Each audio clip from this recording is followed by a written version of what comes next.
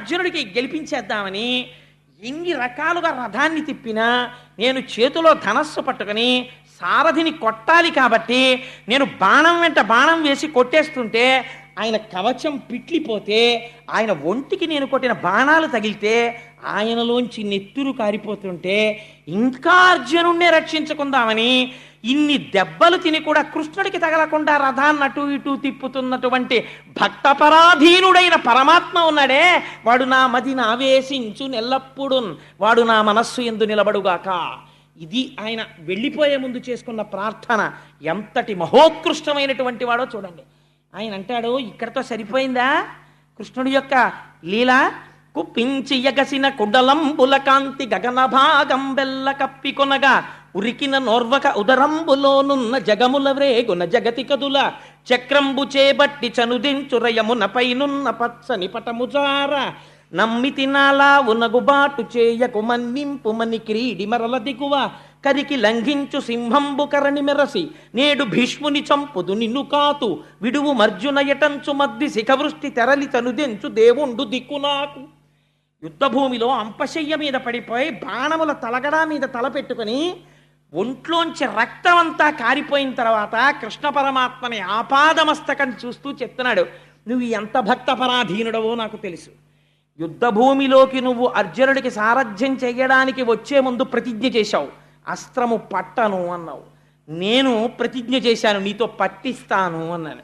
నువ్వెలా పడతావో నాకు తెలుసు. నేనేం చేశానో తెలుసా? 10వ రోజు యుద్ధంలో అర్జునుడి మీద బాణ పరంపర కురిపించి కొట్టేశాను. అర్జునుడిని కొట్టేస్తే నువ్వు తప్పించగలిగినంతసేపు తప్పించి వెనక్కి తిరిగి చూసావు. అసలు అర్జునుడు ఏమైనా యుద్ధం చేస్తున్నాడా అని అనుమానం వచ్చింది.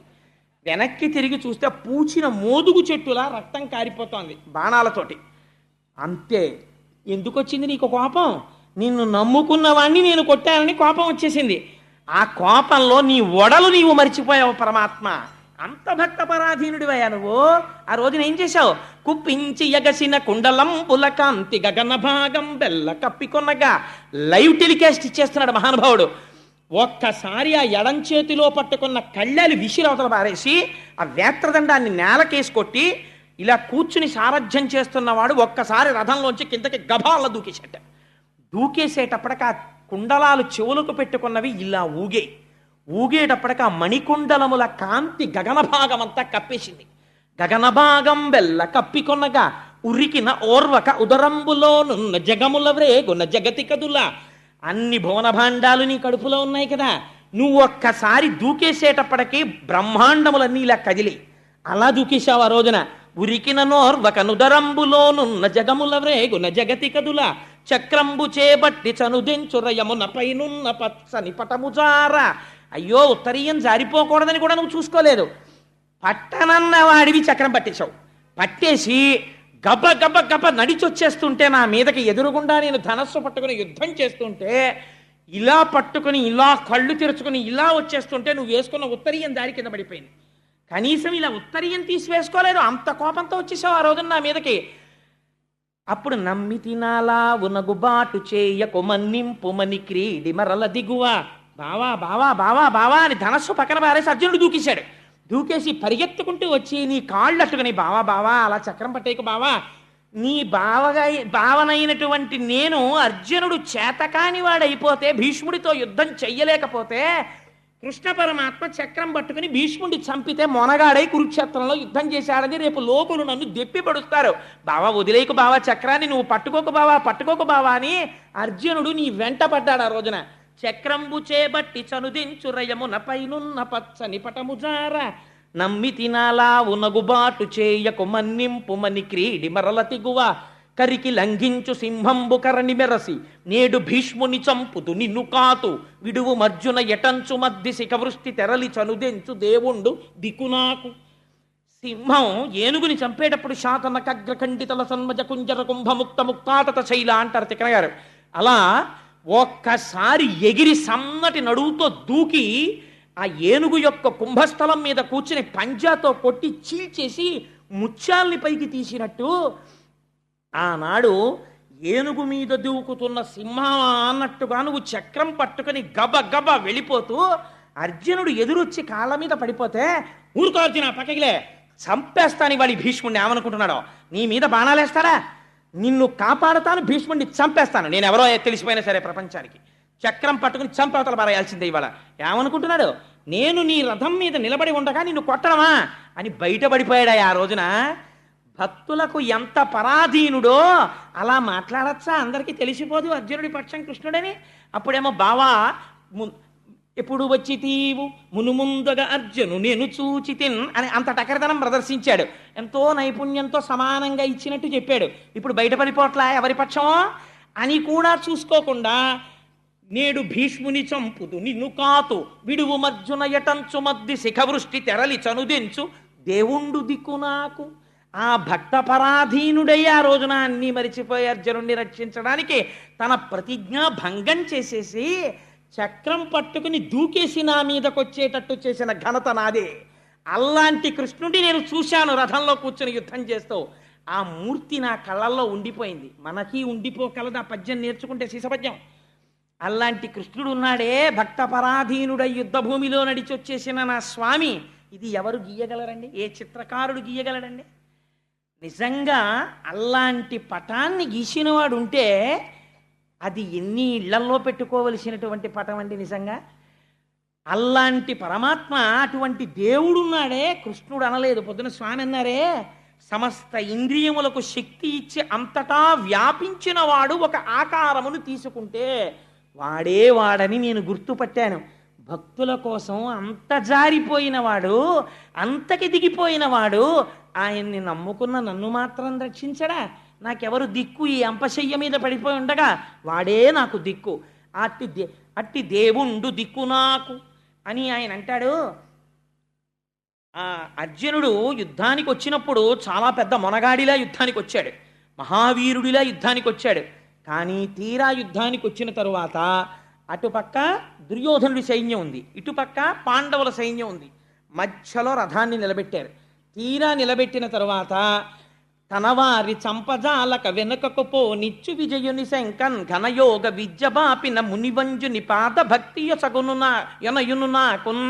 ఆ రోజున ఇంత అర్జునుడు వాళ్ళందరినీ చూసి, అయ్యో బావా, అందులో మా బావలు ఉన్నారు, పినతండ్రులు ఉన్నారు, పినతండ్రులు ఉన్నారు, తాతలు ఉన్నారు, గురువులు ఉన్నారు, వీళ్ళందరినీ చంపేసి ఈ నిత్తుటికుడు నాకెందుకు, నేను యుద్ధం చేయనని ఇంత బేలైపోయి ఇంత గాంధీవం చేతిలో ఉన్నవాడు జావకారిపోతుంటే ఎవ్వరికీ వినపడనటువంటి రీతిలో భగవద్గీతని బోధ చేసి మళ్ళీ అర్జునుడు చిట్ట చివరికి వెళ్ళేటప్పటికి నష్టోమోహ స్మృతిర్లప్త, నా అజ్ఞానం పోయింది, కృష్ణ పరమాత్మ నీ అనుగ్రహం చేత నాకు స్మృతి కలిగింది, ఏది తెలుసుకోవాలో దాన్ని నేను తెలుసుకున్నాను అని యుద్ధం చేసేటట్టుగా తనవారి చంపజాలక వెనుకకపో నిచ్చు విజయుని శంకన్ ఘనయోగ విద్యపాపిన మునివంజుని పాద భక్తియునయును నాకున్.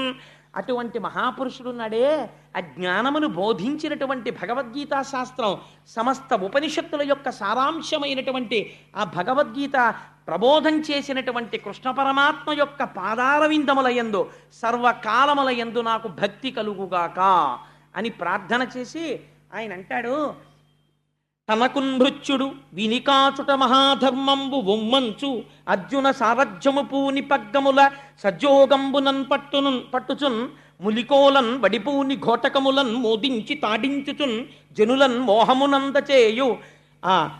మోహమునందచేయు మహాపురుషున్ సేవించదన్ అంటాడు. ఎంత చిత్రమైన పద్యమో చూడండి. అక్కడికి వెళ్ళినప్పుడు ఎంత చిత్రం జరిగిందంటేట, కురుక్షేత్ర యుద్ధంలో ఆ రథాన్ని పట్టుకుని నిలబడ్డాడు. తీరా నిలబడిన తరువాత దేనికి ఒప్పుకున్నాడు? ప్రపంచంలో 2 పదవులు చేయడానికి ఎవ్వరూ ఒప్పుకోరు. అంటే అవి కొంచెం దిగువ స్థాయిలో ఉండేటటువంటి పదవులు అని భావిస్తారు. కానీ వాటికి ఉండే గౌరవం వాటికి ఉంది. ఒకటి, ఎవ్వరూ కూడా తక్కువ పోస్టుగా భావించేది మెసెంజర్. మెసెంజర్ అంటే ఒక చోటు నుంచి ఫైల్ని ఇంకో చోటికి, లేకపోతే ఒక వార్తని ఒక చోటు నుంచి ఇంకో చోటికి పట్టుకెళ్ళేవాడిని మెసెంజర్ అని పిలుస్తాం. కాబట్టి ఆ ఉద్యోగం ఎవరు ఒప్పుకోరు. రెండోది డ్రైవర్. దానికి వేళ ఉండదు, పాలుండదు. ఆఫీసర్ గారికి ఎప్పుడు పని తగిలితే అప్పుడే అంతసేపు తిప్పవలసిందే. ఇవాళ సాయంకాలం కొంచెం ఇంటికి వచ్చేస్తారా అండి, శ్రావణ శుక్రవారం అని భార్య ఉందనుకోండి, నా చేతిలో ఏముంది, ఆయన ఎక్కడికి వెళ్తాడో ఇన్స్పెక్షన్కి అంటాడు. పాపం డ్రైవర్ గారి చేతిలో ఏముంటుంది? అందుకని 2 పోస్టులు చాలా క్లేశంతో కూడుకున్నవి. ఈ 2 చేయడానికి అంత తొందరగా ఒప్పుకోరు. కానీ ఈ 2 చేసి ఈ రెండింటినీ కూడా తనకి బిరుదులుగా పెట్టుకున్నాడు స్వామి. ఏమిటవి? ఒకటి పార్థ సారథి నేను గుర్రాలు నడిపానయా అని పోస్ట్ పెట్టుకున్నాడు. రెండవది పాండవ దూత, నేను వాళ్ళకి రాయబారిగా వెళ్ళాను అని చెప్పి ఒక పెద్ద బిరుదు ఒకటి తగిలించుకున్నాడు. అటువంటి పరమాత్మ ఈ రెండు పదవులు చెయ్యడంలో ఎలా చేశాడో చెప్తున్నారు ఈ పద్యంలో భీష్మాచార్యుల వారు.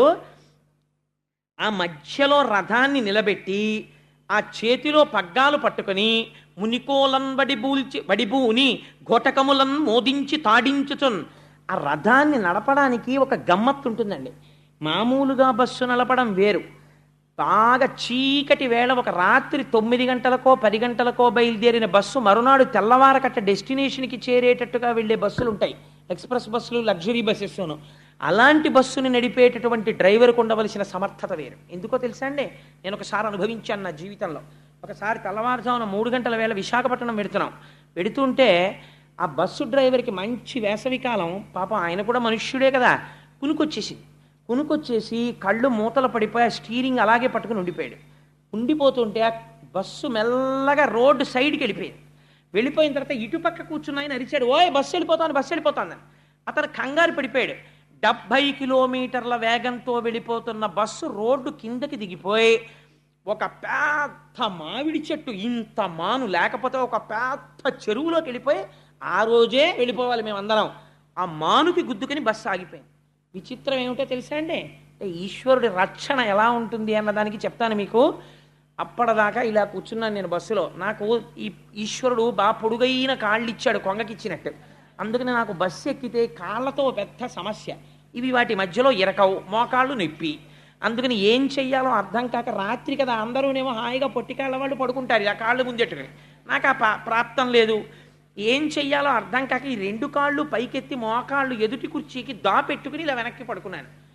పడుకోవడంలో 70 కిలోమీటర్ల వేగంలో వెళ్ళిపోతున్న బస్సు మామిడి చెట్టుని ఢీ కొడితే నేను ఒక్కడిని మాత్రం ఈ మోకాళ్ళు అడ్డుండడంలో ఇలా ముందుకొచ్చి వెనక్కి వెళ్ళిపోయాను. మిగిలిన వాళ్ళు అందరూ స్పృహ తప్పిపోయారు, నా భార్యతో సహా అందరూ స్పృహ. నేను ఒక్కడినే ఆ రోజు బస్సులో తెలుగులో ఉన్నవాడిని. ఎంత భయంకరమైన పరిస్థితితో చూడండి.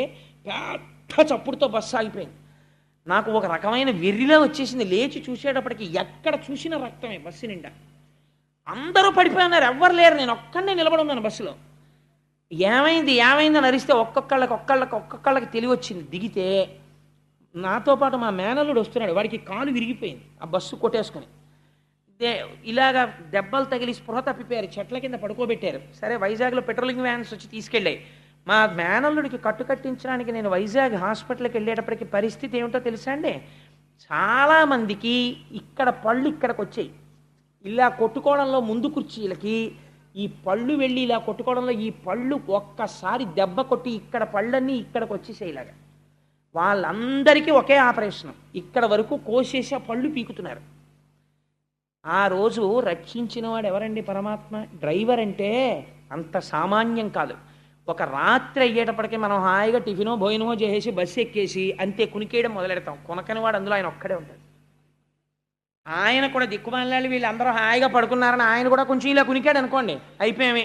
అంతవరకు ఎందుకంటే ఒక బ్రేక్ కొట్టాడు అనుకోండి, ఎంతమందికి ఫ్రాక్చర్లు అయిపోతాయో. రాత్రి 10 గంటల నుంచి తెల్లవారుజామున 6 అయినా 7 అయినా 10 అయినా నిద్రపోతుంటాడు ఒక్కొక్కడు. వాడికి దెబ్బ తగలకుండా బ్రేక్ వేయకుండా అంత జాగ్రత్తగా కొంచెం ఎక్కువసేపు హారన్ కొడితే ఏంటా బాబా హారన్ తినేస్తున్నావు అంటారు. కొంచెం పాటలు ఎట్టుకున్నాడు అనుకోండి, ఆ పాటలు ఏమిటాయా అంటారు. అలా జాగ్రత్తగా ఆ బస్సు మీదే దృష్టి పెట్టుకుని నడపాలి. రథం లోపల ఉన్న వాళ్ళ క్షేమం అంతా ఎవరి మీద ఉంటుందో తెలుసా అండి? రథం నడిపేవాడి మీద ఆధారపడి ఉంటుంది. వాడికి కనురెప్ప పడింది అనుకోండి, ఇందులో ఉన్న వాళ్ళు ఎంతంత గొప్పవాళ్ళైనా సరే పార్థివ శరీరాలు మాత్రమే మిగులుతాయి మర్నాటికి. అలా అంత జాగ్రత్తగా నడపాలి. అందుకే పోతన గారు ఎటువంటి అనువాదం అండి. తనకు భృత్యుడు, అయ్యయ్యో వీడు నా భృత్యుడు, నా సేవకుడు, నన్ను నమ్ముకున్నాడు. ఆయనేమో చూసిన వాళ్ళు ఏమనుకుంటారు, అర్జునుడు చాలా గొప్పవాడు, రథి, సారథి తక్కువ వాడు అనుకుంటున్నాడు. వ్యాసుడు అసలు నిజం చెప్పేస్తున్నాడు.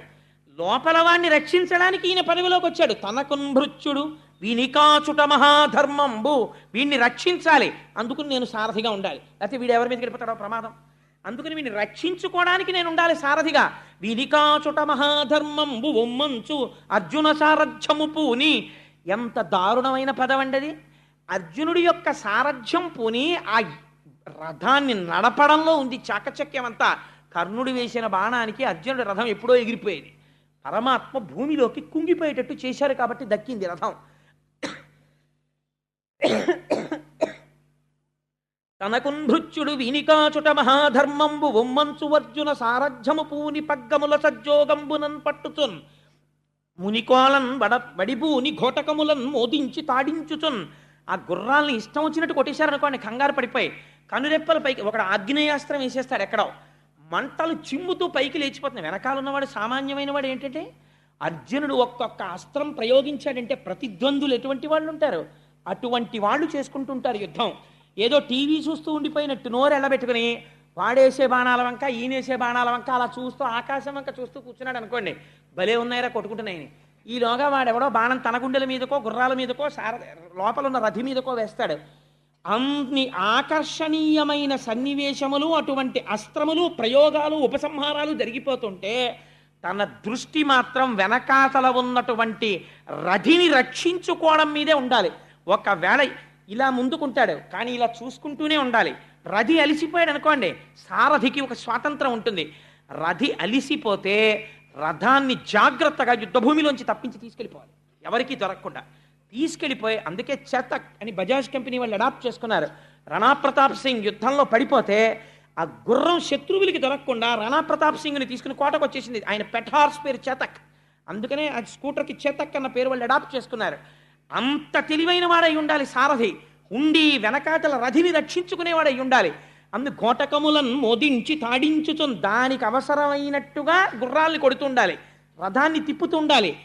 ఇది నిజ జీవితంలో కూడా ఆయన సారథిగా మనం పెట్టేసుకున్నాం అనుకోండి, మన ఇంద్రియాలని ఎప్పుడు ఎలా వాడాలో అలా ఆయన వాడేటట్టు చేస్తాడు, ఆయన నియంత్రిస్తాడు, ఆయన నడిపిస్తాడు. ఎప్పుడు విజయమే. ఎందుకని సారథి ఆయన ఉన్నాడు. ఘోటకములను మోదించి తాడించుతున్ ఏం చేస్తున్నట్ట, ఒక గొప్ప పని చేస్తున్నట్టు ఇవాళ సారథిగా ఉండి ఎదురుగుండా ఉన్న వాళ్ళందరూ కూడా ఆయన్ని చూసి సమ్మోహపడిపోతున్నట్ట. అమ్మో ఎంత బాగున్నాడో చూడు, అసలు ఆ సారథి చూడు ఎంత అందంగా ఉన్నాడో, ఎంత అందంగా. కృష్ణుడు అంటే మాటలు ఏంటంటే గోపికలు అన్నారు, నల్లనివాడు మేలి చిరునవ్వులవాడు, ఎలాగో వచ్చేస్తుంది కదా రాసక్రీడ అక్కడ విందురుగాని రాసలీలలో. అందుకని ఆయన్ని చూసి సమ్మోహపడిపోతున్నారట. అటువంటి రూపం చూపించి శత్రువుల్ని కూడా వంచేశాడు. అటువంటి స్వామి ఉన్నాడే, అర్జునుడు రక్షింపబడ్డాడంటే ఆయనే కారణం. అటువంటి వాడు నా హృదయమునందు నిలబడుగాక. ఈ భక్తిలోంచి ఒక్కసారి దూకేశాడు జ్ఞానంలోకి. ఎంత గొప్ప మాట చెప్పాడో చూడండి. ఇదే ఆఖరి పద్యం భీష్ముడిది. ఆయన అంటాడు, ఒక సూర్యుండు సమస్త జీవులకు తానొక్కొక్కడైతోచు పోలిక ఏ దేవుడు సర్వకాలము మహాలీలం నిజోత్పన్న సస్య కదంబంబుల హృత్సరోజములన్ నానా విధానో రూపకుడై ఒప్పుచునుండు నట్టి హరినే ప్రార్థింతు నశ్రాంతమున్. ఎటువంటి ఉపమానం వేశాడో చూడండి. ఒక సూర్యుండు సమస్త జీవులకు తానొక్కొక్కడైతోచు పోలిక ఏ దేవుడు సర్వకాలము మహాలీలన్. ఒకే సూర్య భగవానుడు ఆకాశంలో వెలుగుతూ ఉంటాడు. నేను చూసంటాను సూర్యోదయం అయిపోయింది అంటాను, నా భార్య అంటుంది అడుగో సూర్యుడు వచ్చేసాడంటుంది. ప్రతివాడికి ఒక్కొక్క సూర్యుడిలా కనపడుతుంటాడు, కానీ ఉన్నదొక్కడే సూర్యుడు. నిజోత్పన్న సస్య కదంబంబుల హృత్సరోరుహములన్ నానా విధానో రూపకుడై ఒప్పుచునుండు నట్టి. ఇదే పొద్దున్న స్వామీజీ అన్నారు, ఇదే మంగళత్వం. అనేకములుగా కనపడుతుంటాడు, కానీ ఉన్నది మాత్రం ఒక్కటే పదార్థం.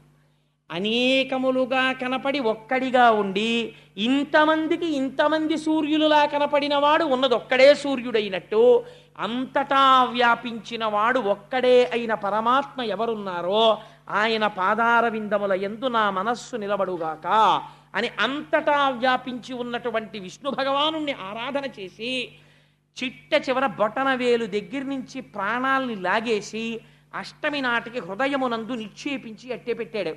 ఆఖరణ విష్ణు భగవాను ఎదురుగుండా చూస్తూ భీష్ముడు చూశాడు. మనం కూడా ఇక్కడ చూడగలగాలి నేర్చుకుని.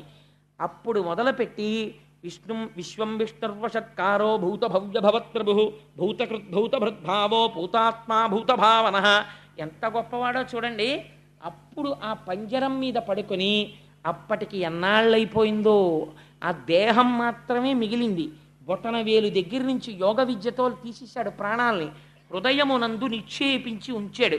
ఆఖరణ కృష్ణ పరమాత్మని ఆపాదమస్తకం చూస్తూ విష్ణు సహస్రనామ స్తోత్రం చెప్పి ఆఖరణ వనమాలి గదీశాంగీ శంఖీ చక్రీ చనందకి శ్రీమాన్ నారాయణో విష్ణుర్వాసుదేవోభిరక్షతు, నన్న వాసుదేవుడు రక్షించుగాక అని ఆఖరణ స్వామినే తలుచుకుంటూ హృదయములో ఉన్నటువంటి తేజస్సు ఒక్కసారి పరబ్రహ్మమునందు కలిసిపోయింది.